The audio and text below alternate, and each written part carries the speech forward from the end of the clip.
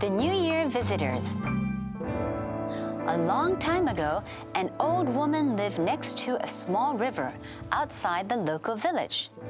The old woman tended to her small field every day, and in one year she was able to harvest 2 full boxes of rice.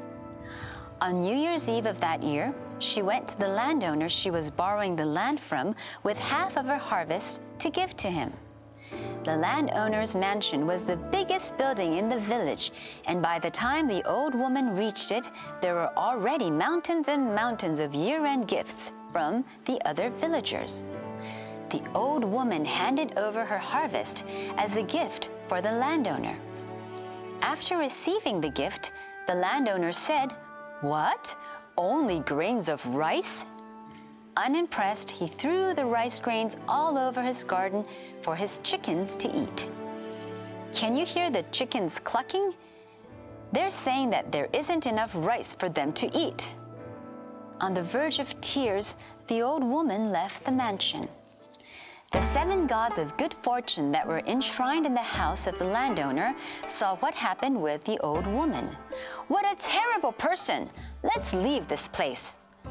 The 7 gods boarded a treasure ship and left the landowner's mansion.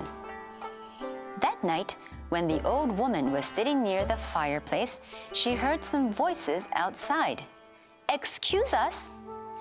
When she opened the door, she saw 7 travelers standing outside.